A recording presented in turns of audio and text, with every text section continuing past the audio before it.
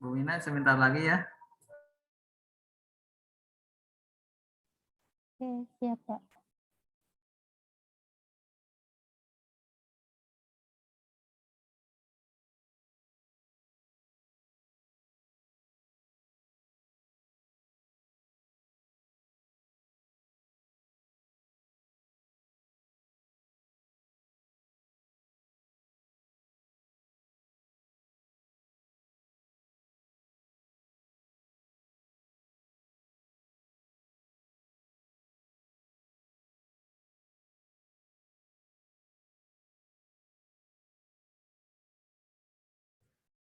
Aduh, Wilujeng Sumping, ayah Pak Suroto dari Karawang nih, Bapak Ketua Pak Suroto. Salam waktos.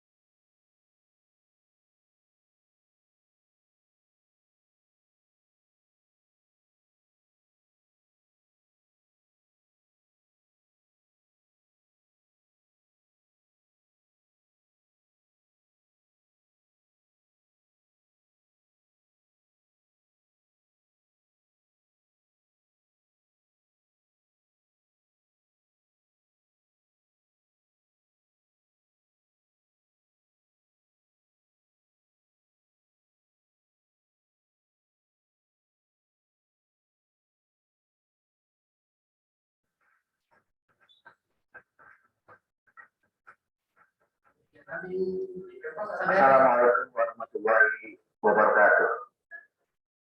Prinsip perubahan adalah pergerakan dari keadaan saat ini menuju keadaan yang diinginkan di masa yang akan datang. Prinsip ini pula lah yang kami pegang di Ikatan Guru Indonesia untuk menciptakan guru-guru yang adaptif, inovatif, dan memiliki kekuatan budaya. Ikatan Guru Indonesia dengan jumlah sekitar 143.000 guru merupakan kekuatan untuk pergerakan pendidikan Indonesia. Ikatan Guru Indonesia sejak berdiri komitmen konsisten membangun pelatihan-pelatihan baik di tingkat wilayah, tingkat daerah maupun di tingkat pengurus pusat. Dengan satu tujuan, bagaimana kita di Ikatan Guru Indonesia bisa berbagi dan tumbuh bersama. Selain itu, moto sharing and growing together juga kami selaraskan. Bagaimana kita di Ikatan Guru Indonesia bisa membangun bangsa ini, bisa melayani bangsa ini. Tentu tonggak ada di tangan kita, guru-guru Indonesia, yang muaranya adalah kualitas dari siswa-siswa kita. Karena kita sadar betul bahwa generasi ke depan adalah generasi siswa-siswa kita yang saat ini sedang belajar, yang tentunya difasilitasi oleh guru-guru Indonesia. Berbicara tentang pergerakan guru-guru Indonesia, maka kita berbicara tentang pergerakan IGI ke depan.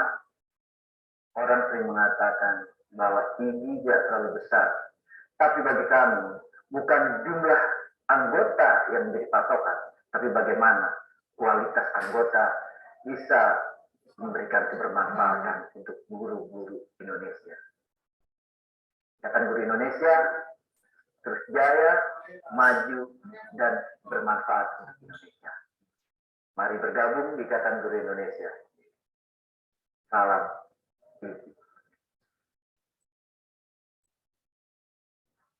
Mangga Bu Wina, nggak apa-apa dilanjut aja sedikit juga ya. Oke, Bapak Ibu semua, bismillahirrahmanirrahim. Assalamualaikum warahmatullahi wabarakatuh. Waalaikumsalam warahmatullahi wabarakatuh. Oke, alhamdulillah di acara webinar series digitalisasi pendidikan yang diselenggarakan oleh IGI Kabupaten Garut sudah memasuki hari kedua. Kemarin di hari pertama itu kita sudah menampilkan 2 pemateri yang sangat luar biasa sekali dari Bapak Diniar dan juga Bapak Iwan Sopyan, dengan materi juga yang tidak kalah bermanfaatnya untuk kita semua para guru milenial. Yang dari Bapak Iwan itu mengenai aplikasi Inventor atau aplikasi KIKD. Kemudian juga Bapak Diniar itu mengenai instill, semangat untuk para pendidik kita. Dan yang hari ini akan ditampilkan materinya oleh Bapak Asa Robi Ajijan dengan materi yang akan dipaparkan ialah pengembangan mutu kompetensi calon pendidik dalam bersaing di era digitalisasi pendidikan.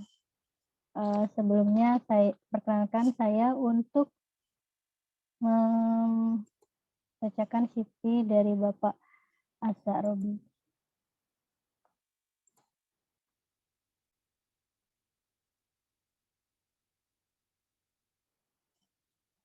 Oke, Bapak Asa Robi memiliki nama lengkap Bapak Asa Robi Ajijan SPD, berumur 22 tahun. Kemudian beliau mengajar di Public Elementary School 1 Jayaraga.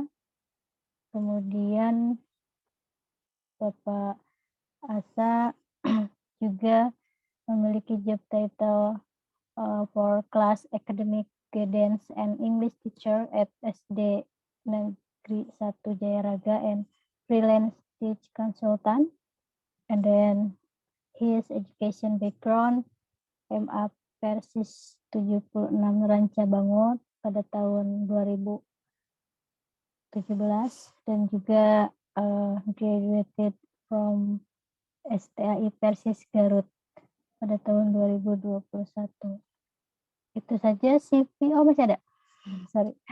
Oke, for community engagement,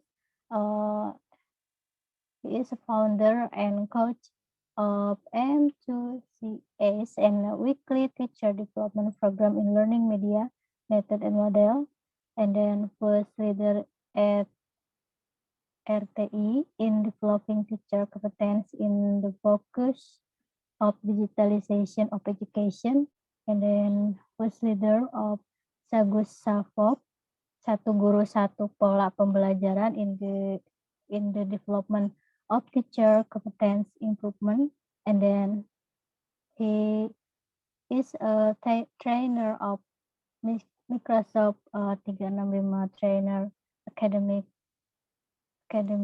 at guruinovatif.com, and then he is a member of KKG Tarogong Kidul. Oke, wah sangat banyak sekali prestasi-prestasi ya yang didapatkan oleh Bapak Asa Robi ini. Makanya materinya ini sangat luar biasa sekali dari narasumber yang sudah banyak prestasi-prestasinya. Oke, kepada Bapak Asa Robi, apakah sudah siap? Bapak Asa Robi sudah ada di Suara saya terdengar, Bu? terdengar, Bapak. Sudah, Bu? Ya, terdengar. Cuman masih Terdengar, Bu? terdengar tapi masih delay.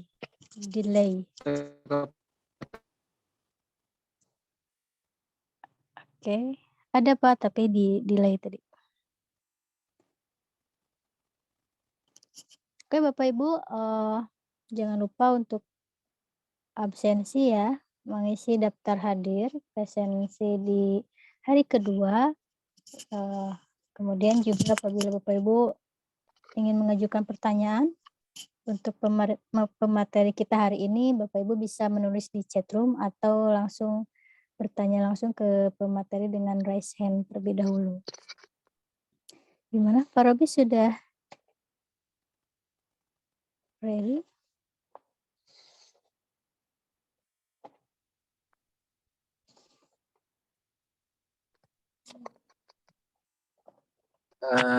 Mungkin langsung saja dimulai ya, Bu. Cek suara saya terdengar nggak ya? Nah, Cek, sudah cek, jelas cek. Pak. Oke, Cek suara saya terdengar? Yes, sudah. Jelas. Nah, alhamdulillahirabbil alamin. Terima kasih Bu Ina yang telah sedikitnya memaparkan mengenai pribadi saya. Insya Allah saya di sini Asa Robi Azizan sedikitnya sharing dan berbagi terkait materi itu ya. Saya coba share screen dulu. Oke, share screen. Oke, mulai sekarang. Mohon maaf ya Bapak Ibu, saya di sini share screen melalui handphone karena memang device saya sedang digunakan ya untuk kegiatan ANBK. Nah, oke, di sini sedikit klarifikasi ya Bapak Ibu. Materi yang akan saya bawakan itu mengenai pengembangan mutu kompetensi calon pendidik dalam bersaing di era digitalisasi pendidikan. Nah, ini masih calon ya, astaga, dia masih lupa. Gak apa-apa, it's okay. Poinnya adalah, nah, what will we learn today? Apa yang akan kita pelajari hari ini? Nah, pertama yaitu memahami urgensi peningkatan kompetensi pendidik di era digitalisasi pendidikan. Dan kedua, memahami ragam teknologi pendidikan yang penting. Ketiga juga memahami bahwa meningkatkan kompetensi teknologi pendidikan memerlukan komitmen. Keempat, contoh teknologi pendidikan, dan kelima, praktik penggunaan salah satu aplikasi teknologi pendidikan. Nah, kita batasi saja sampai seperti ini. Yang akan saya tanamkan kurang lebih hanya singkatnya itu memberikan beberapa pemaparan urgensi peningkatan kompetensi pendidik ya. dan juga contoh salah satu praktik bisa best practice, praktik baik ataupun salah satu penggunaan teknologi pendidikan pada era digitalisasi pendidikan. Nah, oke, setelah dibatasi kita akan kembali ke realita yang ada. Apakah belajar daring efektif? Nah, pada tahun 2020 kita dihadapkan dengan pembelajaran dari rumah atau biasa sebut dengan BDR, belajar dari rumah. Nah, belajar dari rumah ini, PJJ ini tentunya memiliki pro dan kontra, sehingga memunculkan surat edaran Permendikbud nomor 4 tahun 2020. Yang pertama, pembelajaran harus contextual learning. Oke, dan apakah benar pembelajaran yang dicanangkan itu sesuai dengan amanat dari surat edaran? Masih belum. Ternyata bukannya contextual learning, bukannya berdasarkan pengalaman apa yang dialami oleh anak, malah fokus kepada tuntutan kurikulum, masih kepada materi saja. Lalu kedua, fokus belajar mengenai kecakapan hidup dulu. Jadi kita kesampingkan mengenai materi algoritma, kita kesampingkan mengenai kimia. Kita kesampingkan dulu pada belajar daring ini, fokus kepada kecakapan hidup. Why? Kenapa malah menyangkut kepada materi-materi yang dialami oleh anak dulu? Kenapa nggak langsung konten-konten yang ada? Tetapi nanti kita akan jawab ya. Nah, tetapi realita yang ada bukannya belajar tentang COVID-19, bukannya belajar tentang mencegah COVID-19, tetapi masih pada konten-konten kurikulum yang ada. Nah, ini yang sangat disayangkan ketika belajar daring saat ini.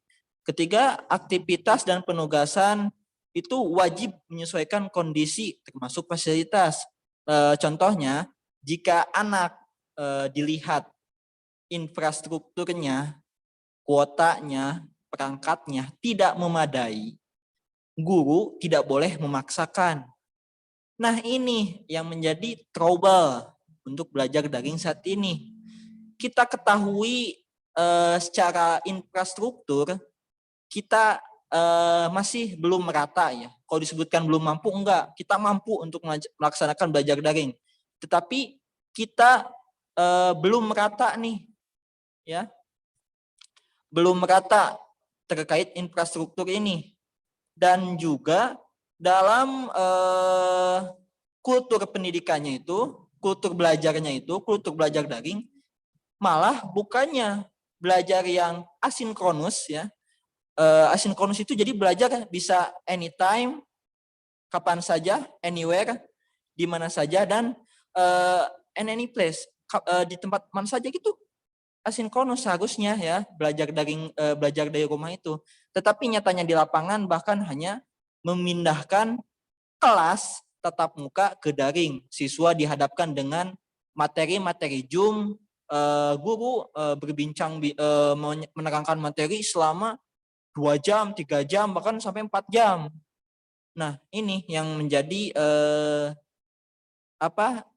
sesuatu yang tidak sesuai di lapangan.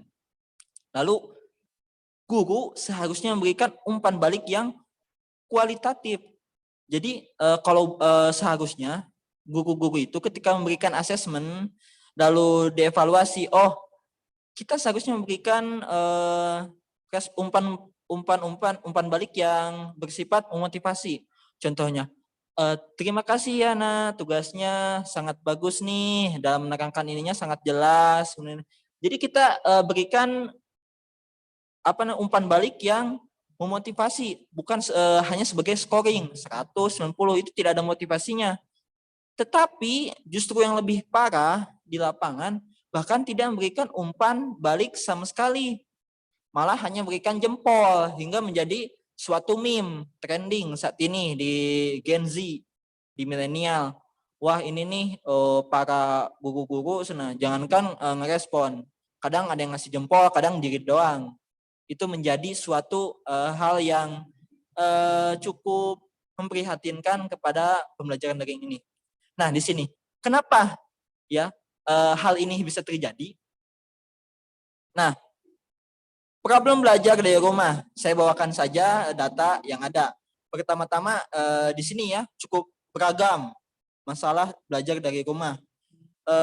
Di sini ya cukup banyak dari infrastruktur, akses internet, dari kompetensi guru, ataupun dari kesiapan baik dari guru, orang tua ataupun siswa. Namun di sini akan saya garis bawahi adalah ini yang dua. Rendahnya kemampuan guru dalam penguasaan teknologi pembelajaran online. Nah, di sini Bapak Ibu yang sudah khatam ya, bukan khatam secara final ya, yang sudah khatam sama teknologi pembelajaran, yang sudah terbiasa untuk mengetik, terbiasa menggunakan Google Classroom, terbiasa dalam menggunakan aplikasi-aplikasi digital pembelajaran.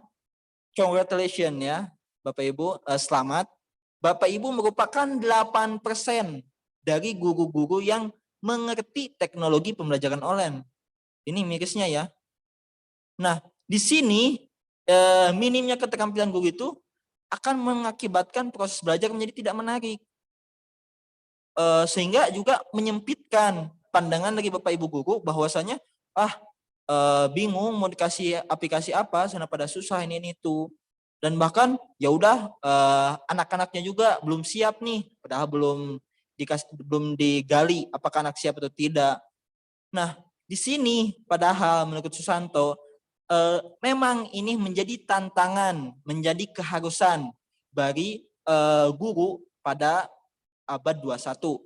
Di sini saya garis bawahi saja yaitu teaching and technology, mengajar dan teknologi. Nah, sekarang di sini yang menjadi masalah dari 8% ini terjadi legacy of fallacy, kesalahan berpikir bahwasanya wajar aja kok saya gak bisa teknologi, wajar aja saya gak bisa memakai Google Classroom, toh yang lainnya juga gak bisa, toh guru lain juga cuma bikin konten video. Nah, ini yang menjadi kesalahan berpikir di mayoritas kependidikan kita saat ini. Menormalisasi hal-hal yang keliru hanya karena banyak orang yang sama. Padahal ini sangat penting untuk dipelajari tentang teknologi pembelajaran online karena seperti yang diketahui, nah mungkin Bapak Ibu sudah, nah ini dampaknya ya, sudah dirasakan sendiri oleh Bapak Ibu ya, tidak perlu saya menjabarkan secara rinci. Secara general saya bagikan adalah bagi guru jika tidak mau melek, pertama tertinggal pasti. Sekarang sudah mulai menjamur yang asalnya 2020 itu masa-masa kelam ya, di mana memang pandemi itu tidak menjadi sangat seram, sangat suram. Tetapi kita menuju 2021 di tengah-tengah 2021 kita mulai berteman, kita mulai bersahabat dengan COVID ini. Sehingga tetapi tetap ya, walaupun bersahabat atau berteman, justru di sini mulailah titik awal lonjakan penggunaan teknologi pendidikan. Seperti yang diketahui ya dalam kalau misalnya Bapak Ibu ikutan pelatihan-pelatihan seperti yang kemarin guru inovatif ataupun ya yang lain-lain, itu mulai masuk ke ranah teknologi, ya, mulai masuk ke ranah workshop, masuk ke ranah media-media aplikasi. Nah, mulai dikurangi tentang mode-mode metode itu mulai dikurangi karena memang it's time to move ya. Ini saatnya untuk bergerak. Kita menuju digitalisasi pendidikan, otomatis akan tertinggal. Metode yang itu saja masih tetap discussion-nya harus ngobrol, terus tatap muka, harus kalau ada bahasa begini, kalau gak tatap muka gak belajar, nah itu yang salah. Sehingga metodenya itu membosankan, itu saja. Dan juga bagi siswa, ini tidak perlu ditanyakan lagi, ini menjadi jenuh dalam pembelajaran. Tidak mendapatkan pembelajaran yang berkesan, dan cenderung terjadi penurunan capaian pembelajaran yang saat ini sangat digaung-gaungkan terkait lost learning ya. Lost learning ini sangat digaungkan bahwasanya kita wajib PTM karena PJJ daring dinilai tidak efektif. Lanjut juga bagi orang tua jika guru tidak mau melek, nah ini menjadi stres ya. Karena kan tadi guru tidak menguasai untuk berhadapan dengan teknologi pendidikan, dengan digitalisasi pendidikan. Sehingga bukannya belajar dari rumah, tapi belajar ngasih tugas ke anak. Bukannya learn to learn, bukannya belajar untuk belajar, tapi belajar untuk mengerjakan tugas saja. Sehingga kebanyakan karena tentunya anak-anak membutuhkan bimbingan ya. Mau kemana lagi anak-anak akan bertanya, tentunya kepada walinya, kepada orang tuanya, sehingga jika orang tuanya perhatian ya, tentunya akan dibimbing. Tetapi jika terlalu banyak dibebani tugas akan keberatan. Dan juga di sini anak malah ada juga yang mengabaikan anak-anak karena tuntutan kehidupan. Dan selanjutnya di sini ya, mungkin Bapak Ibu sudah mendengar, sudah tidak asing bahwasanya kita dihadapkan dengan kurikulum baru. Yes, kita akan mulai pergi meninggalkan kurikulum 2013. Kita akan masuk ke implementasi teknologi pendidikan di kurikulum baru.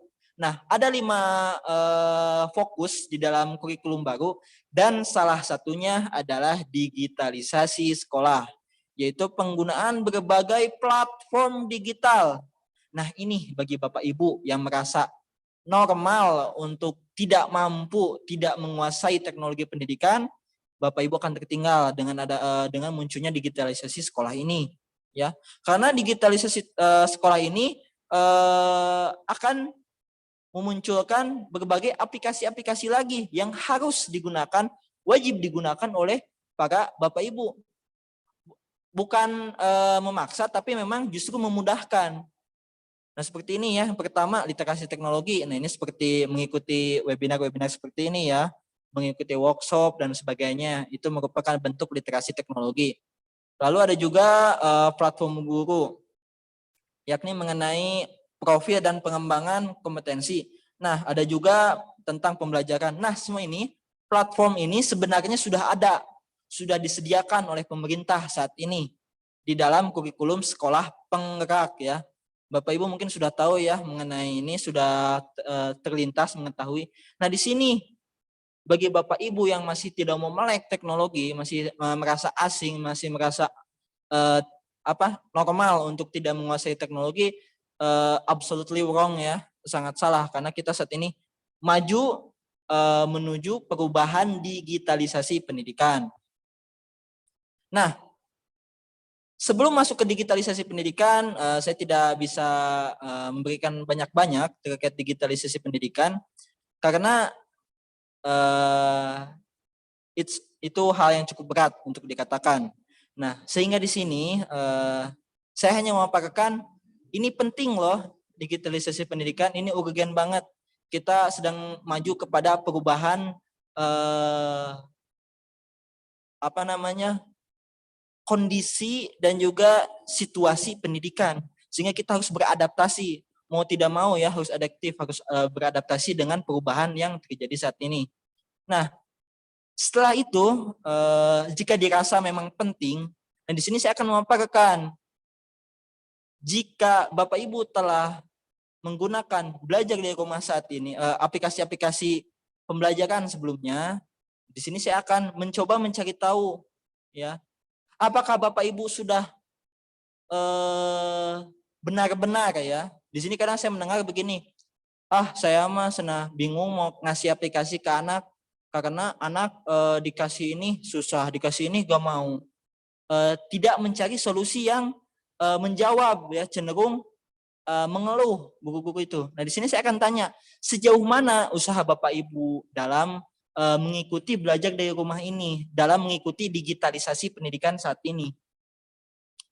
Nah, mungkin di sini Bapak Ibu boleh untuk, Bapak Ibu ya boleh untuk membuka speakernya. Di sini saya akan sedikit bertanya, ya. Boleh. Nah ya, yang menyimak boleh ikut menjawab. Yang tahu aplikasi nomor ke-1 itu aplikasi apa ya Bapak Ibu? Seharusnya tidak asing nih kalau belajar dari rumah. Ada yang tahu aplikasi nomor 1, Bu? Bapak? GC. Aplikasi GC. Google Classroom ya. Oke, ini Google Classroom udah menjadi aplikasi yang tidak asing bagi Bapak Ibu. Kedua, ini aplikasi apa ya Bapak Ibu? Udah ada yang tahu? Jimit. Meet ya, Google Meet. Udah tidak asing nih Bapak Ibu ya. Ini menjadi makanan sehari-hari bagi sekolah yang notabene itu menengah ke atas. Lanjut, yang ketiga ini Bapak Ibu ada yang tahu? Canva. Canva ya, bagi Bapak Ibu yang sudah ikut pelatihan-pelatihan, Canva ini menjadi muncul naik ke permukaan karena memang fitur-fiturnya pendidikan banget. Lanjut lagi yang keempat, Bapak Ibu ada yang tahu? KineMaster. KineMaster ini menjadi aplikasi favorit bagi Bapak Ibu guru karena ini gampang banget. Saya sampai temukan salah satu inovasi, salah satu discovery penemuan dari guru-guru yang ada, video dari YouTube dicomot ya, video dari di YouTube dicomot, suaranya diganti sama gurunya masing-masing menggunakan KineMaster. Ini kreatif sekaligus prihatin ya, karena ya itu namanya karya orang lain. Tapi tidak apa, selama untuk penggunanya pendidikan, saya rasa itu hal-hal yang baik saja, bagus saja, selama tidak diuangkan. Lanjut yang kelima, ada yang tahu Bapak Ibu? Blog. Aplikasi blognya.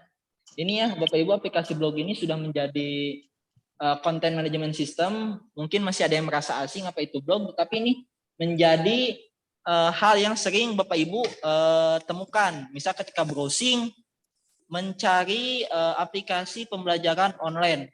Ketika diklik, nah laman yang Bapak Ibu klik itu merupakan blog ya, merupakan konten. Nah di sini content management system bisa menggunakan blog untuk teknologi belajar online. Nah mungkin selanjutnya yang keenam Bapak Ibu ada yang tahu? Halo? Oke, gak apa-apa.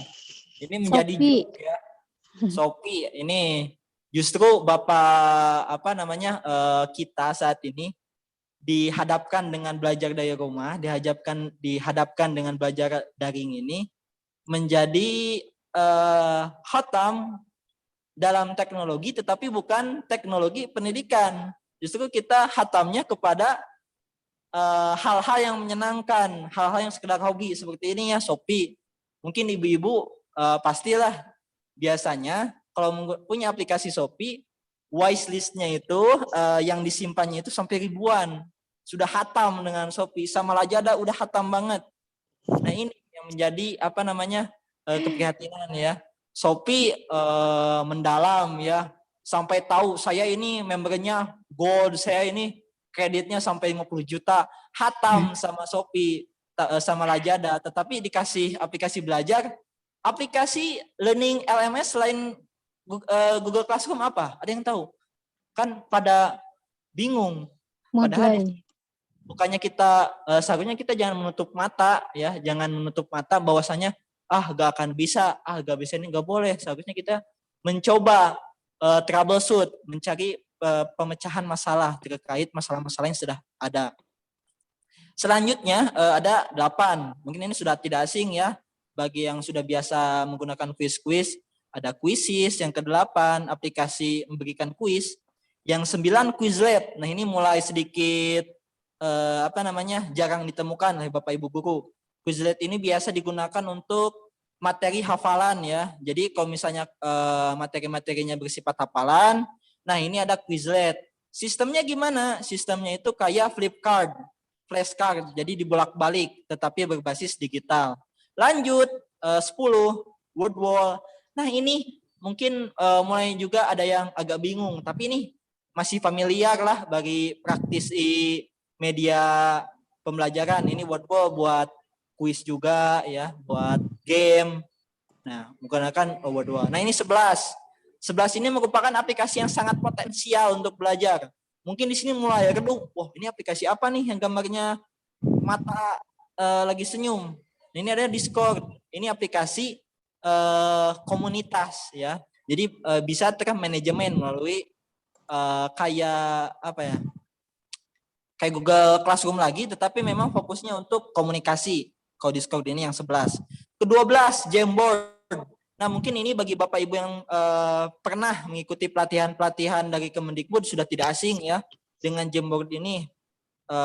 Bahasa Indonesianya itu simple, whiteboard ya, papan tulis, tapi online-nya Jamboard itu yang 12. 13 mulai masih bingung. Ini namanya Upgazer, aplikasi untuk membuat aplikasi Android sederhana. Cuma 2 menit jadi aplikasi Android. Mau kuis, mau buku, mau browser, mau chat, guru-guru bisa berinovasi menggunakan Upgazer ini. Lanjut 14. Ini mungkin kalau misalnya bagi Bapak Ibu yang fokus dalam belajar, yang 14 sudah tidak asing ya, yang biasa menggunakan buku paket. Ini Erlangga, aplikasi Erlangga. Jadi kita bisa meminjam buku menggunakan key ya, kunci. Kalau misalnya beli buku kalau nggak salah. Lanjut ke 15. Nah ini bagi Bapak Ibu yang sekolah penggerak pasti tidak asing nih. Kalau misalnya bagi Bapak Ibu yang sekolah penggerak tidak tahu aplikasi ini, wah parah nih. Ini merupakan aplikasi Merdeka Belajar. Apa itu aplikasi Merdeka Belajar? Nah ini aplikasi yang digunakan untuk mencari bahan-bahan ajar, RPP, modul, ada di sini semuanya. Menggunakan akses akun belajar.id, akun Gmail belajar.id. Dan lanjut 16, nah ini mungkin langsung pada bengong nih. Yang 16, ini aplikasi apa nih? Nah kebetulan ini aplikasi yang baru muncul beberapa bulan ya, kalau nggak salah. Ini aplikasi namanya Amita Class. Ini kayak Google Classroom lagi, tapi lebih simpel ya. Nah sekarang komitmen ini ya, mungkin Bapak Ibu, ini di sini saya hanya mengingatkan bahwasanya dalam belajar digitalisasi pendidikan itu sebenarnya ya, jika mau disebutkan menurut peneliti Inggris, kemampuan berteknologi itu bukan dipelajari, itu hal yang menjadi tidak perlu dipelajari lah, itu udah menjadi bagian dari kehidupan kita sehari-hari seharusnya ya, terkait digitalisasi pendidikan. Dalam mencoba aplikasi-aplikasi digital itu gak usah belajar seharusnya itu, kata salah satu peneliti di Inggris. Kenapa? Itu udah menjadi bagian dari kehidupan kita, nggak bisa lepas. Mau pesan makanan kayak bisa Gojek, GoFood, itu udah menjadi satu kesatuan dalam kehidupan. Namun karena memang budaya belajar digital kita itu masih tergolong rendah ya. Tadi gugus saja masih 8%. Nah, di sini saya akan memberikan komitmen di sini ya, Bapak Ibu, jika mau menguasai teknologi pendidikan itu sama seperti belajar, mau yang muda, mau yang cukup berumur, itu bisa mencoba dulu ya. Ini yang paling sering saya temukan. Banyak yang mengalami ketakutan dalam mencoba, takut dicobakan kepada anak. Nah, saya takut nih mau dikasih Google Classroom, takut anak-anak gak ikutan. Saya gak mau nih kasih anak-anak aplikasi YouTube video, takutnya nguras kuota anak. Padahal belum dicoba. Nah ini yang keliru, seharusnya kita let's try ya, kita coba dulu ke anak-anak. Apakah bisa ya? Ataupun apakah kita juga bisa atau belum? Kita coba dulu. Gak banyak-banyak 10 menit dalam sehari. Insya Allah jika dicoba berbagai aplikasi pembelajaran, it make a sense. Kita akan mendapatkan ini ketahuan nih, kalau ini menggunakan ini, kita akan terbiasa dalam menggunakan aplikasi pembelajaran. Kedua, belajar. Belajar di sini tidak serta-merta harus menulis, mencatat ya. Belajar di sini bisa dengan mencoba, memberikan kesimpulan, oh ini kalau misalnya Google Classroom bagus, tetapi ada minusnya. Kita coba ulik, oh ini kalau misalnya Google Classroom bisa dikasih add-on nggak ya, dikasih aplikasi tambahan nggak ya, biar bagus. Kita coba belajar ya, kaji, riset dari berbagai, banyak ya sekarang mulai bermunculan paper-paper mengenai problematika pembelajaran daring, troubleshootnya gimana, bisa banyak banget itu melalui paper-paper yang muncul di 2020 ini. Lanjut ke praktek. Nah ini ya, practice makes perfect ya. Nah, Di sini selalu buat planning ya. Tadi seharusnya kita belajar dari rumah itu ada kultur budaya yang namanya itu tadi asinkronus ya. Kita tidak boleh mengikat ketika dalam belajar dari rumah. Tidak boleh ada ikatan, mengikat. Misalnya, anak-anak silakan kerjakan tugas ini jam 12 harus selesai. Nah itu mengikat. Untuk apa ada daring? Untuk apa belajar dari rumah? Kalau misalnya tetap anak-anak bukannya learn to learn, bukannya belajar untuk belajar, tapi belajar hanya untuk mengerjakan tugas saja, menyelesaikan tugas saja. Ya, di sini kita buat planning dulu. Contoh, kalau saya pribadi selalu menggunakan asesmen diagnostik, memberikan asesmen dulu. Contohnya, kita tanya dulu, ini anak-anak dikasih aplikasi digital laptop siap gak? Saya berikan Google Form, ditanya anak-anak siap kuotanya, siap laptopnya, atau siap HP-nya, siap gak? Ditanya, alhamdulillah ternyata ketika sebelumnya sudah suudon, gak bakal bisa nih dikasih aplikasi ini. Ternyata saya cek, oh ini bagus-bagus, HP-nya masih pada punya HP, gak ada yang gak punya HP. Terus lihat kuotanya, oh kuotanya sebulannya bisa sampai 10 giga, oh masih gede. Cukup lah buat misalnya aplikasi pembelajaran. Kita cek dulu, kita planning. Ya, jangan asal dalam memberikan aplikasi. Dan lanjut, setelah diberikan assessment, kita akan praktek. Praktek juga tidak boleh asal-asalan. Kita harus memberikan yang namanya siklus ya. Siklus 1, kita kasih misalnya kalau saya kasih aplikasi Google Classroom. Oke, saya kasih Google Classroom seminggu, ternyata aduh, anak-anak kewalahan, kesulitan. Masih banyak yang kebingungan mengupload tugas, masih banyak yang protes. Oke, tidak apa-apa, itu menjadi hal yang normal. Kita menghadapi dengan lost learning. Anak-anak saat ini capaian belajarnya itu menurun. Anak-anak yang harusnya kelas 4 seharusnya itu kelas 2, harusnya kelas 3 secara mental ataupun pengetahuan. Sehingga kita harus bersabar dalam memberikan tadi metode-metode ataupun materi-materi. Nah, setelah kita berikan, kita praktek kepada anak, oh seminggu ternyata efektif. Kita lanjutkan aja. Misal 70% nih siswa mengikuti, lanjutin aja. Saya juga ketika menggunakan Google Classroom, yang ikutan hanya 5 orang dari 25 orang. Oke, nggak efektif nih dikasih Google Classroom ketika sudah seminggu. Jadi harus diberi planning ya, seminggu nggak efektif. Oke, next. Kita lanjut Amita Class. Amita Class lebih simpel, cuma absensi, ngasih forum tugas, ngumpulin tugas. Simple, tidak perlu ada isian-isian yang bersifat anakan ya. Ini nyata gak perlu, oke. Gak apa-apa, dikasihkan. Ternyata responnya 70% mengikuti. Oh bagus ini, kita lanjutkan. Misalnya ada yang protes ini gak apa-apa. Kita harus belajar untuk memahami kondisi saat ini ya.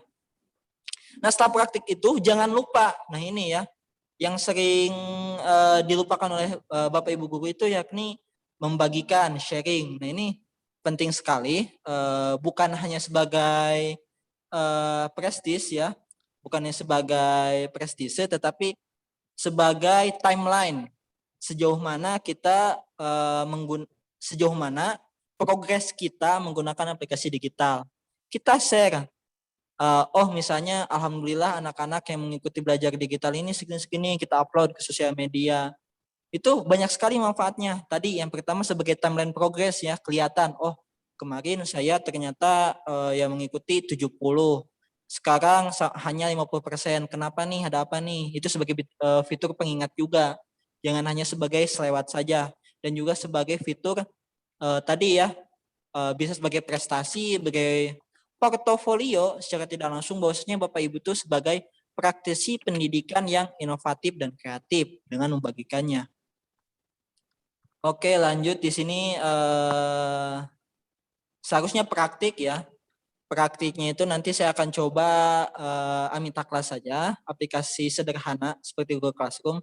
Tetapi sebelumnya di sini saya akan menamatkan dulu apa saja yang telah saya laksanakan ketika belajar di rumah. Pertama saya membuat modul, kedua materi ajar yang singkat ya di sini. Saya buat video bahan ajar. tetapi buat video bahan ajarannya hanya 2 menit. Ya, loh kok bisa 2 menit? Saya menggunakan teks tetapi dianimasikan. Wah, kalau itu sama saja dengan membaca dong. It's okay, gak apa-apa membaca juga. Karena kita berikan sedikit inovasi pada karya-karya kita, media-media kita. Lanjut lagi saya menggunakan quizzes. Lalu tidak hanya quizzes yang saya bagikan. Jadi saya mengkombinasikan berbagai media-media juga. Quizzes dengan Canva. Bagi yang juara 1 quizzes, nanti saya akan bagikan Twibbon. Bagi yang hafal matematika, perkalian dari 1 sampai 10 selama 1 bulan, akan saya beri sertifikat. Nah, di sini kita akan harus memaksimalkan penggunaan media-media tadi. Contohnya di sini saya menggunakan Canva. Lanjut lagi. Nah, di sini mungkin Bapak Ibu tidak asing ya dengan blog. Kenapa saya menggunakan blog? Nah, di sini ya, blog itu merupakan salah satu aplikasi CMS ya, CMS, Content Management System. Secara otomatis, fungsi dari CMS sebagai pertama, pusat sebagai arsip ya. Nah, nanti ketika kita nyari lagi bahan-bahan ajar, materi-materi ajar, kita simple nyarinya. Anak-anak juga, Pak, yang kemarin saya kehapus, screenshotnya boleh minta lagi? Ada, nanti gampang kesimpan semuanya dengan blog. Dan juga tidak hanya sebagai kemudahan berbagi informasi, di sini juga sebagai cuan ya, sebagai uang Bapak Ibu. Di sini saya akan bagikan, di sini ya bisa dilihat materi kelas 4 IPAS sifat gegesek. Nah, jujur siswa saya itu hanya ada 25 siswa dalam satu kelas. Tetapi yang melihat blog saya sampai 870. Padahal blog saya itu baru dibuat pada 2021. Kalau nggak salah Agustus. Baru dibuat Agustus. Saya bagikan materi, saya share. Asalnya cuma 25-30. Nggak apa-apa. Yang penting istiqomah. Kita berbagi aja dulu yang banyak. Berbagi. Di sini juga saya sampai kaget loh. Kok ini sampai 900 ya? Ternyata jika dicoba, jika dipraktikan, tidak seseram yang dikira. Dan lanjut lagi, ngapain belajar dari pre-quizzes? Nah, di sini ya, masih dianggap sebelah mata, masih banyak yang menggunakan quizzes dengan cara yang salah. Masih, silakan anak-anak kerjakan quizzes. Hasilnya di screenshot ya ke ibu. Loh, itu sama aja dengan bohong dong. Kan fungsi dari quizzes itu banyak banget, harus digali secara mendalam, jangan asal menggunakan media. Contohnya di sini, kenapa saya menggunakan aplikasi quizzes? Di sini saya tujuannya adalah untuk memotivasi siswa dalam mengerjakan tugas. Saya fokusnya itu dulu, memberikan motivasi. Sehingga di sini saya, anak-anak silakan kerjakan latihan quizzes ini. Bapak tidak akan batas berapa kali kamu kerjakan. Mau kamu ngerjain 100 kali, boleh. Ya, mau kamu ranking 1 ngalahin teman kamu, boleh, silahkan. Yang penting kamu senang mengerjakan latihan. Saya seperti itu, saya bagikan ke anak-anak, alhamdulillah. Di sini salah satu siswa saya bahkan sampai 20 kali mencoba untuk mendapatkan ranking pertama. Termotivasi siswa itu dalam mengerjakan. Nah, di sini ya prinsip-prinsip dari belajar dari rumah itu harus pertama memberikan motivasi. Karena dari Kemendikbud juga tadi ya, janganlah kita ikut dulu tuntutan kurikulum. Kita buat anak enjoy dulu, kita buat anak termotivasi dulu dalam belajar. Nah, biasanya juga di sini saya ya, salah satu ini best practice saya masih proses, belum selesai. Tetapi salah satu multimedia aplikasi yang saya gunakan adalah pertama Amita Class. Di sini saya membagikan absensi, mengumpulkan tugas, dan membagikan info materi. Kedua, pembuatan konten. Saya buat konten di mana? Saya menggunakan pembuatan konten di Canva. Baik itu melalui materinya, video, ataupun LKPD dan juga desain perangkat ajar. Di sini saya buat konten melalui Canva. Lanjut ke evaluasi, di sini saya menggunakan quizzes dan juga wordball biasanya. Nah, mungkin itu saja sedikit pemaparan materi dari saya. Nah, mungkin bagi Bapak Ibu, di sini saya belum selesaikan dulu ya. Biar ada gambaran Bapak Ibu, jangan takut mencoba ya. saya juga menghadapi yang namanya keluhan-keluhan dari orang tua. Bahwasanya, nah ini saya buka dulu ya aplikasinya. Nah, di sini saya juga Bapak Ibu jangan khawatir dalam mengimplementasikan aplikasi belajar. Saya saja kemarin sampai ada keluhan, Bapak kok cerewet banget, maksa saya harus pakai aplikasi. Sama saya dijawab lagi, Bu, saya ini bukan mau mempersulit tetapi mempermudah. Kita dekati aja. Nggak apa-apa, banyak kok keluhan, pasti bukan Ibu saja yang mendapati keluhan-keluhan dalam menggunakan aplikasi digital. Saya juga sendiri yang sudah dikaji dulu, ini anak bakal bisa enggak, orang tua bakal mampu enggak, bakal efektif enggak, bagus enggak. Saya kaji dulu. Ternyata masih banyak yang enggak mau ya di sini, bukannya enggak mampu, enggak mau dalam mengikuti digitalisasi pendidikan. Banyak banget. But it's okay, kita ikuti aja. Yang penting kita adalah berikhtiar, kita mencoba dulu. Salah satunya menggunakan Amita Class di sini ya. Apa itu Amita Class? Di sini aplikasi untuk kayak LMS lagi, kayak Google Classroom tapi lebih simpel. Ini di bawahnya Google Classroom ya. Kalau Google Classroom itu ada berbagai fitur-fitur yang bagus, hebat ya. Nah, di sini Amita Class ini sedikit lebih banyak lebih simpel. Contohnya di sini pembuatan sekolah. Ini pembuatan kolom sekolah gampang, tinggal bikin, kasih nama, jadi. Contoh di sini SD yang lain misalnya. Tidak perlu ribet, kasih email atau apa langsung jadi sekolahnya. Lanjut ke kelas di sini. Kita buat kelas juga simpel, nggak perlu menyulitkan. Cukup klik kelas, kita buat kelasnya mau kelas online ataupun kelas offline. Kalau udah jadi kelas online dibuatkan, formnya juga simpel, nggak rumit, cuma kasih nama kelas, sekolah, dan keterangannya.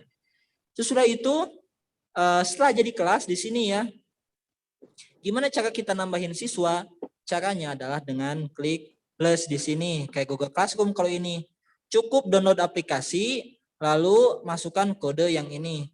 Langsung masuk siswa, di sini juga siswa langsung pada masuk untuk belajar melalui aplikasi LMS ini. Learning Management System. Nah sekarang gimana caranya ngasih tugas? Di sini saya kasih, maaf ya ritmenya cepat, tapi yang penting yang saya pengen itu Bapak Ibu mendapatkan gambaran secara singkat mengenai aplikasi belajar. Di sini ada yang namanya forum. Forum itu apa? Forum itu mengenai ini nih, ada memaparkan materi, tugas, ataupun juga keterangan di sini ya. Keterangannya mau apa nih? Ataupun di sini ya mau kasih tugas. Kasih tugasnya apa? Contohnya bab 1 uji kompetensi IPAS bab energi. Kita misalnya kasih perintah apa? Kita kasih lampirannya mau apa? Mau dari link ataupun dari file. Kalau saya biasanya menggunakan Blogspot untuk arsip konten juga. Setelah dibagikan nanti otomatis siswa akan mendapatkan tab tugas. Nah, di sini ya aplikasinya ada dua, aplikasi kelas guru, ada aplikasi kelas siswa. Ketika kita klik aplikasi siswa, nah di sini contohnya ada forum. Di siswa ini tampilannya seperti ini, simple. Misalnya latihan IPAS bab energi. Silahkan dibuat peta konsep mengenai energi yang sudah dipelajari. Buka contohnya melalui blog Bapak, ini bisa diklik. Langsung dibuka nanti linknya. Atau juga bisa misalnya anak-anak sudah mengerjakan nih, kita bisa klik stok tugas anak-anaknya. Gampang banget klik stok tugasnya, bisa dari galeri foto pun ambil foto. Nah di sini ya, bisa kita kasih foto, cekrek kan ini udah biasa ya. Belajar dari rumah, udah nyatet di buku, foto ke Bapak Guru. Itu udah menjadi metode yang sangat umum digunakan. Nah menggunakan Amita Class ini bisa sesimpel itu untuk ngumpulin tugas. Setelah selesai, klik stok tugas. Contohnya ya, saya ambil foto, kasih foto, oke, loading sebentar, lanjut ke stok tugas. Otomatis anak-anak sudah mengerjakan, simple, anak-anak juga. Dan anak-anak tidak terbatas waktu. Silahkan yang penting mengerjakan. Nah di sini, setelah selesai mengumpulkan tugas, nanti gimana nilainya? Nah nanti di sini kalau nilai bakal kelihatan sama anak-anak. PPKN-nya berapa, IPAS-nya berapa, kelihatan juga di sini semuanya. Absensi semuanya di sini juga kelihatan di sini ya. Alpha langsung kelihatan di sini. Semuanya ada. Menggunakan aplikasi apa? Aplikasi Amita Class. Nanti Bapak Ibu bisa cari ya menggunakan Play Store. Untuk saat ini untuk di App Store masih belum ada. Nah, mungkin itu saja sedikitnya pemaparan dari saya. Mohon maaf jika terlalu panjang, tidak komunikatif. Saya kembalikan kepada Ibu Wina. Kepada Ibu Wina, hatur nuhun.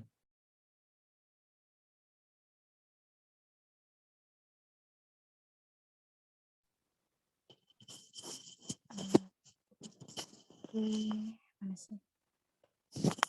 Ya, alhamdulillahirrahmanirrahim. Terima kasih sekali Bapak Asa Robi yang sudah memaparkan materi mengenai pengembangan kompetensi pendidik dalam bersaing di era digitalisasi pendidikan. Wah, sangat seru sekali ya, banyak sekali aplikasi-aplikasi ternyata yang baru saya ketahui hari ini, dan ini sangat bermanfaat sekali untuk kita semua para pendidik untuk tetap bergerak dan juga memberikan inovasi kepada peserta didik kita dalam proses pembelajaran, sehingga kita bisa menciptakan pembelajaran yang menyenangkan dan sesuai dengan kebutuhan peserta didik kita. Oke, terima kasih Bapak Asa Robi yang sudah memaparkan dengan jelas sekali. Tapi mudah-mudahan Bapak Ibu tidak puas sehingga Bapak Ibu ingin bertanya lebih jauh lagi, lebih dalam lagi mengenai eh, pengembangan mutu kompetensi melalui aplikasi-aplikasi yang sudah Bapak Asa Robi berikan tadi. Oke, tapi jujur ya Pak Sarobi, untuk aplikasi Shopee dan Lazada justru tidak ada di handphone saya. Makanya saya nggak tahu sebetulnya ya. Jadi justru banyaknya memang aplikasi-aplikasi editing ya, editing video, untuk video pembelajaran, kemudian juga media sosial tentunya. Termasuk saya juga memang mengikuti media sosial anak-anak ya, ketika anak-anak aktif di Instagram, saya juga harus punya nih Instagram, seperti itu. Kemudian punya aplikasi Telegram, kita bisa juga menginstal aplikasi Telegram karena di situ juga bisa membuat kuis ya, yang simpel setiap harinya. Karena kita terkadang ya untuk daring ini atau online ini alasan anak-anak itu pasti kuota dan juga jaringan. Tapi ketika mereka beralasan, "Bu, tidak punya kuota atau habis kuotanya." Tapi ketika saya melihat, ketika saya membuat status misalnya, itu mereka masih bisa lihat status saya. Status di Wah, WhatsApp ataupun masih di logis Bu ya. iya, di Masih Instagram. ini. Kalau saya mah gini Bu, permasalahan utamanya. Bapak, saya gak punya kuota nih. Ketika saya lihat statusnya update TikTok di WA, loh kok bisa? Iya. Iya gitu. Makanya saya, Ternyata memang ya. dari membuat status itu justru membuat status yang, apa, kuis gitu ya. Jadi ada pembelajaran di situ. Jadi anak-anak kan ketika melihat status saya, mereka pasti sudah ketahuan ya bahwa mereka selalu lihat status saya gitu. Akhirnya mereka mencoba untuk mengisi soal tersebut gitu. Oh, jadi ketahuan gitu ya, mereka mengisi soal tersebut karena untuk melihat saja mungkin mereka juga pengen ya untuk mengisi soal yang saya berikan yang menurut mereka sangat mudah sekali. Dari situ saya juga bisa dapat poin pembelajaran dari anak-anak sehingga anak-anak bisa terus mengikuti pembelajaran tadi, anytime, anywhere gitu, any place ya, any sosial media gitu. Ketika TikTok juga sama ya Pak Asarobi, ketika anak-anak sedang aktif di TikTok, saya pun berusaha untuk download gitu ya, TikTok Learning. Jadi, saya kan juga, termasuk Mantap. ya termasuk, yang membuat gagasan TikTok Learning itu gitu. Jadi anak-anak diikuti aja kemana gitu ya, kita ikuti juga, perkembangan digitalnya gitu. Jadi jangan sampai ketika anak-anak sudah maju dalam digital, kita masih, kita mah dah tuh gimana gimana gitu, jadinya nggak ikutin gitu. Akhirnya kita ketinggalan dan kita juga nggak tahu gimana perkembangan anak-anak di luar sana. Karena tugas kita sebagai guru itu kan sebagai pamong, pembimbing gitu ya, kita mengarahkan sosial media itu ke arah pembelajaran gitu. Jadi alhamdulillah sih eh, karena kita juga mau mengikuti kesenangannya mereka, mereka pun mau mengikuti pembelajaran dengan gayanya mereka gitu. Ya, itu mungkin pengalaman juga ya, Pak Asrobi memang banyak sekali tantangannya ya, apalagi kita harus memberikan efek kepada rekan guru kita, karena tidak semua punya pemikiran yang sama, punya mindset yang sama gitu.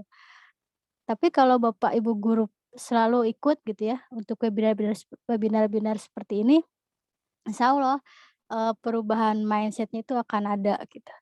Jadi tidak perlu kita dorong-dorong pun mereka akan dengan sendirinya, "Oh ya, kita belajar aja." Salah satu aplikasi yang menurut mereka mungkin mudah gitu ya. Karena untuk Pak Asarobi juga kan itu sangat banyak sekali aplikasi, tentu banyak tantangan sekali untuk mengajak guru-guru di sekolahnya untuk mau gitu ya mengikuti aplikasi-aplikasi yang sangat menarik sekali menurut saya. Oke, makanya dari itu Bapak Ibu silahkan untuk bertanya langsung nih sama yang memiliki banyak aplikasi, bisa tanya-tanya misalnya, "Pak Sarobi gimana sih caranya untuk aplikasi yang ini?" Gitu. Karena nanti akan ada penjelasan juga mana yang lebih mudah dan efektif mungkin. Mangga Bapak Ibu apabila ada pertanyaan, silahkan boleh chat di room atau juga boleh bertanya langsung karena Pak Sarwi masih ada di sini.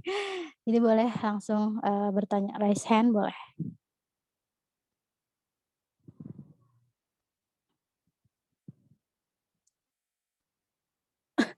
Oke, mengingatkan juga untuk link presensinya silahkan diisi untuk presensi hari kedua, hari terakhir webinar digitalisasi pendidikan ini. Oke. Bapak Ibu silahkan. Di sini alhamdulillah ada ketua IG dari Karawang ini Pak Suroto nih luar biasa. Oh iya, Eh, ketua IG selamat Karawang siang Bapak. Bapak siapa? Bapak Suroto dari Karawang. Bapak Suroto ya dari Karawang. Oke, salam kenal dari kami, keluarga IGI Garut. Ada juga nih dari IG Kota Bogor. Ibu atau Bapak tadi ya. Pak Wildan juga Ibu Rita nih dari Tulung Agung senantiasa Iya selalu ikut webinar iya kita. iya, Silakan barangkali kemarin ada juga yang ada. disampaikan atau ditanyakan. Oke, silahkan. Kalau mau bertanya di pemateri kemarin juga di sini ada Bapak Diniar gitu ya, yang mungkin kemarin masih ada yang penasaran untuk materi Instil. Oke, apakah ada? Eh, Oke, ada di belum, kirain ada. Oke, Assalamualaikum. ada dari Bu Laili ya? Ya, Bu Laili Nurhayati. Assalamualaikum Pak Asa. Menurut saya salah satu tantangan terbesar dalam pendidikan di era digital adalah lebih ke kompetensi guru yang masih rendah dalam penguasaan teknologi pembelajaran.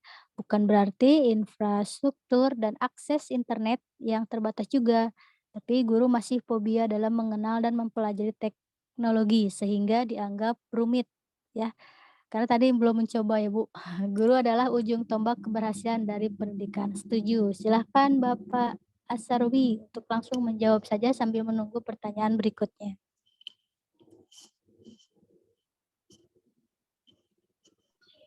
Tadi ya, tadi memang menjadi apa namanya, salah satu yang menjadi apa namanya tadi permasalahan dalam digitalisasi pendidikan itu kurangnya kompetensi guru dalam menguasai pertama eh, metode-metode, model-model dan juga media-media. Nah, tetapi saya juga tidak menutup mata dengan adanya kekeliruan ya, baik itu dari pusat ya, dari pemerintah. Karena kita pasti sudah tidak asing nih sama ucapan dari Bapak Nadiem bahwasanya kita wajib PTM nih. Kalau nggak PTM kita pasti lost learning ya. Kita udah hadapi dengan lost learning ini. Jadi kita mau gak mau harus PTM. Di sini banyak kekerasan nih dan kekerasan ke anak, kita wajib PTM. Nah di sini sendiri pemerintah merasa memberikan beberapa pandangan negatif terhadap PJJ daring ini ya. Supportnya ya memang masih belum secara maksimal, tidak memberikan motivasi ya, motivasi yang mendukung, karena memang udah menjadi permasalahan umum ya, menjadi rahasia umum terkait permasalahan-permasalahan di dalam PJJ daring. Sebenarnya PJJ-nya itu bagus, pembelajaran jarak jauh itu bagus. Tetapi yang menjadi kesalahan di sini adalah kurangnya kesiapan pemerintah dalam menyiapkan pembelajaran berbasis pandemi ya, berbasis jarak jauh. Nah, mungkin itu yang menjadi pandangan saya juga dan perspektif yang lain. Kita tidak bisa menyalahkan guru seutuhnya ya, karena memang guru sendiri sebelum-sebelumnya dijejali dengan ya K13 hot ya, high order thinking skill, terus ya dijejali yang masih berbasis tatap muka saja, bukan learn to learn, belajar untuk belajar, masih belum yang kemarin-kemarin itu. Sehingga ketika kita dihadapkan pandemi, memangnya pandemi bisa menunggu? Apakah pandemi, ya udah pandemi nanti dulu, jangan dulu masuk, kita belum siap nih untuk PJJ daring. Nggak bisa, karena memang harus disiapkan dulu dari pusat. Mungkin itu sedikit pandangan saya, mohon maaf jika begitu. Oke, terima kasih Pak Astarobi untuk jawaban pertanyaan dari Ibu Laili. Untuk Bu Laili juga, apakah sudah puas? Mudah-mudahan belum puas ya, sehingga terus bertanya. Bagaimana Bu Laili mengenai jawaban dari Pak Asa? Oke, silahkan Bu Laili. Assalamualaikum warahmatullahi wabarakatuh. Waalaikumsalam warahmatullahi wabarakatuh. Terima kasih Pak Asa, ini pencerahan sekali, khususnya bagi saya dan mungkin teman-teman yang lain juga. Ya Pak, saya setuju dengan pendapat Bapak, karena ada beberapa permasalahan selain tadi yang sudah dijelaskan oleh Bapak ya, dan saya lebih menyorotnya ke kompetensi guru. Tapi kompetensi guru juga tidak bisa disalahkan seutuhnya ya Pak, karena ada beberapa faktor yang mempengaruhi kualitas kompetensi guru itu sendiri. Nah, terkait dengan itu, mudah-mudahan ini menjadi salah satu rekomendasi ya, masukan kepada pemerintah terkait dengan support ya terhadap pembelajaran secara PJJ gitu ya tadi, karena kalau dilihat dari PJJ itu sendiri untuk sekarang, karena kita masih beradaptasi dengan PJJ, dengan teknologi PJJ itu sendiri ya, teknologi yang mendukung untuk kegiatan daring itu sendiri ini masih baru, dan jujur ya Bapak, saya sendiri juga termasuk guru yang salah satunya fobia terhadap teknologi gitu. Jadi ketika dihadapkan dengan teknologi, paradigmanya itu sudah rumit gitu ya, sehingga ini menjadi salah satu faktor bukan motivasi ya, tapi anti gitu ya Pak ya, seolah-olah anti gitu dalam menghadapi teknologi adalah sesuatu yang rumit ya, baru harus dipelajari dan sebagainya. Apalagi dijejali dengan tadi pembelajaran abad 21 yang orientasinya lebih kepada tatap muka gitu. Ini adalah sesuatu yang baru. Nah, mudah-mudahan ini menjadi salah satu rekomendasi ya buat pemerintah ke depannya terkait dengan support yang mendukung terhadap penguasaan teknologi pembelajaran bagi guru ya, seperti itu. Ya, terima kasih Pak. Ini hanya sebagai Diskusi Bu ya. Apa namanya ya? Setuju. Apa ya? Ungkapan tanggapan setuju gitu Pak terhadap apa yang sudah disampaikan oleh Bapak. Ya, terima kasih Bu. Pak Asa. Terima kasih Bu. Ya. Assalamualaikum warahmatullahi wabarakatuh. Waalaikumsalam. Waalaikumsalam warahmatullahi wabarakatuh. Oke, Bu Laili, terima kasih sudah curhat ya mengenai fobianya. Tidak perlu takut karena kita mencoba bersama-sama dengan guru-guru lain untuk mencoba hal-hal baru atau aplikasi-aplikasi yang sangat membantu kita justru ya untuk proses pembelajaran. Apakah ada lagi pertanyaan selanjutnya?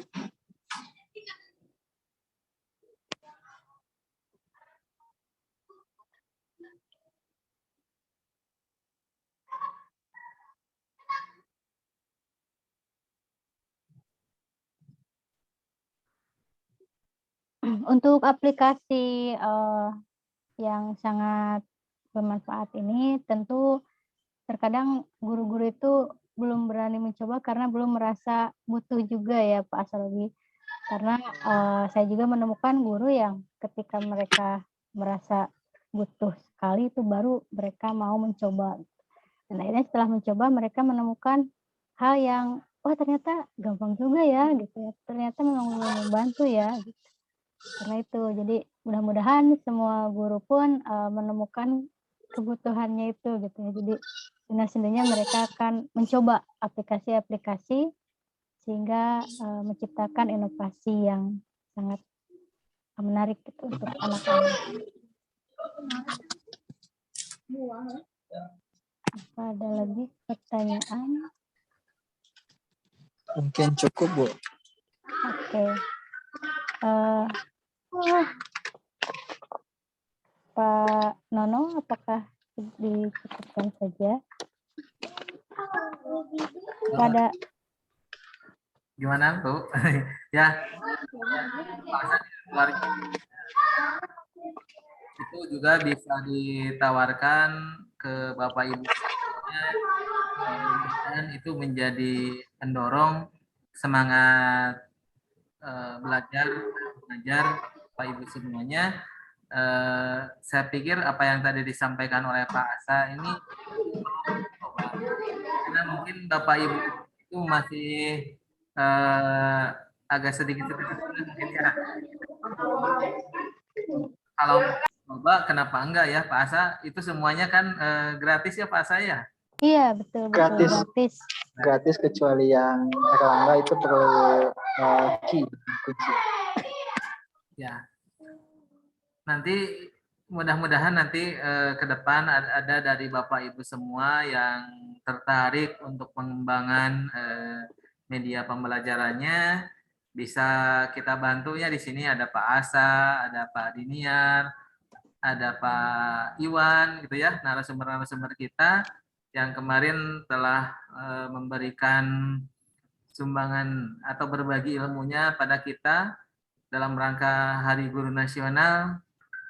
Bergerak dengan hati, pulihkan pendidikan, itu yang disampaikan oleh pemerintah. Jadi Pak Asa, apa yang tadi disampaikan Pak Asa, pemerintah juga mengambil tagline bergerak dengan hati, pulihkan pendidikan dalam rangka HGN itu ya, Hari Guru Nasional yang jatuh nanti hari Kamis 25 November. Nah ini sebagai rangkaian acara kita, IGI Kabupaten Garut, kita mengambil dari awal untuk merayakannya karena biar kita bisa ikut gitu ya, berpartisipasi dengan yang lain di tanggal 25-nya dan insya Allah untuk IGI tanggal 2 dari mulai tanggal 21 sampai 30 November ada pendaftaran gratis bagi yang mau berminat menjadi anggota IGI. Nanti kita bisa fasilitasi untuk mengisi link daftarnya, silakan bisa sendiri dan kita sampaikan ke pengurus wilayah maupun ke pusat untuk di-approve, jadi nggak usah transfer dana ya. Jadi nanti kartu anggotanya bisa dicek, bisa kami kirimkan juga Japri bagi yang membutuhkan ya, mulai tanggal 21 November sampai 30 November ini. Itu sebagai amanat dari ADRT IGI yang baru ya gitu ya. Dan tentunya kita juga doakan semoga tanggal 26, 27, 28 IGI melaksanakan Rakornas di Jakarta. Kita juga diundang ke Jakarta, tapi dengan berbagai kondisi mungkin kita hanya ikutnya daring. Itu saja mungkin dari saya, barangkali dari Bapak pemateri yang kemarin, pemateri hari ini, atau dari Bapak Ibu yang masih ada pertanyaan, dipersilahkan. Karena Zoom ini juga kita coba maksimalkan. Ini pemesanannya udah lumayan sih, sampai 300 peserta rencananya, tapi qadarullah yang hadir bisa seperti ini. Mudah-mudahan ini juga menjadi catatan untuk kita semua ke depan bisa lebih baik. Itu saja, salam sharing and growing together. Dinas karena Allah. Assalamualaikum warahmatullahi wabarakatuh dari saya. Oke, Waalaikumsalam warahmatullahi wabarakatuh. Oke, Bapak Ibu hadirin semua yang hadir di acara webinar digitalisasi pendidikan ini dalam rangka memperingati Hari Guru Nasional yang diselenggarakan pada tanggal 22 sampai 23 November 2021 sudah dilaksanakan, sudah berjalan dan alhamdulillah lancar. Terima kasih banyak kepada Bapak Ketua IGI, Bapak Nono Kartono, dan juga terima kasih banyak buat para narasumber kita yang sangat luar biasa. Kita beri aplaus dulu. Terima kasih ilmunya. Mudah-mudahan bermanfaat untuk kita semua, guru-guru yang hadir di sini. Nanti ini rekamannya juga akan dibagikan ya Pak di YouTube untuk recording ini. Oh ya, hari pertama, Ya. hari kedua, insya Allah mungkin sedikit menambahkan untuk sertifikat kita juga sedang dikoordinasikan dengan dinas bagi yang membutuhkan ada tanda tangan dinas karena di Kabupaten Garut kepala dinasnya sekarang tidak ada, adanya PLT. PLT. Jadi kita perlu koordinasikan kembali bagi yang membutuhkan tanda tangan dinas mungkin ada donasi. Kalau yang tidak membutuhkan tanda tangan dinas itu insya Allah kami kasihkan secara free, dan bagi yang tidak membutuhkan kami bagi yang membutuhkan link link absensi, link ini juga bisa direview ulang penyampaian webinar hari ini, hari ke-1 dan kedua. Insya Allah nanti paling telat seminggu ke depan akan diberikan di linknya di grup WA, gitu ya. Ada grup WA-nya ya, nanti pas saat ngisi daftar hadir kan ada grup WA, itu silakan bisa disimak, jangan dulu keluar sebelum beres. Nanti resume dari materi-materi juga akan kami sampaikan ya sebagai laporannya. Terima kasih. Oke. Terima kasih Bapak informasinya mengenai sertifikat. Jadi Bapak Ibu setelah mengisi presensi jangan lupa untuk gabung dulu di WhatsApp grupnya ya, sehingga nanti ada informasi lebih lanjut mengenai sertifikat dan juga materi-materi yang telah disampaikan. Oke, kita sudah sampai di penghujung acara. Mudah-mudahan acara kita dari awal hari kemarin, hari pertama sampai hari ini ada dalam ridho Allah Subhanahu wa taala. Amin ya Allah rabbal alamin.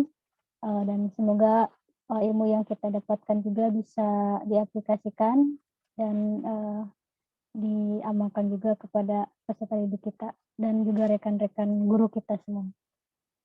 Sampai jumpa lagi Bapak Ibu semua. Salam sharing and growing together.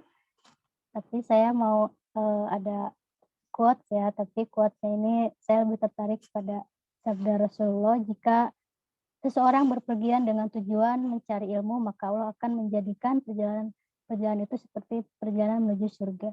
Jadi yang kita laksanakan hari ini, kita niatnya untuk mencari ilmu, menambah ilmu, mudah-mudahan Allah ridhoi perjalanan kita hari ini. Oke, saya mewakili panitia yang bertugas, mohon maaf atas segala kekurangan. Akhir kata, thank you so much for all and Waalaikumsalam warahmatullahi wabarakatuh. Assalamualaikum warahmatullahi wabarakatuh. Sorry. Warahmatullahi wabarakatuh. Oke. Widi apa pada kesamakan lah. Hatur nuhun Pak Asa, mugia bersama Ya, terima Amin, kasih Pak Pak. Asa. selalu dimudahkan. Pak Wildan, terima kasih. Kak Diniar, terima kasih. Ya, siap. Rekornya udah Pak?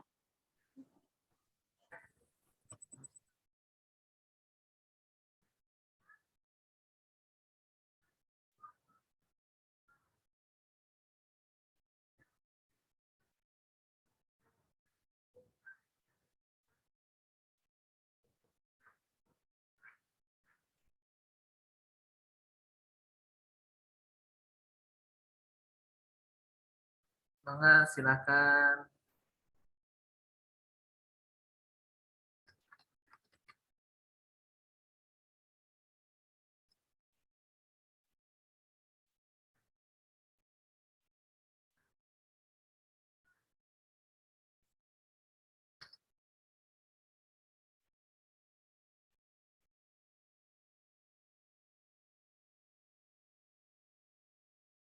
Terima kasih Bapak Ibu semua ya. Saya tutup meeting ya. Sampai jumpa di kegiatan IGI Garut berikutnya. Assalamualaikum warahmatullahi wabarakatuh.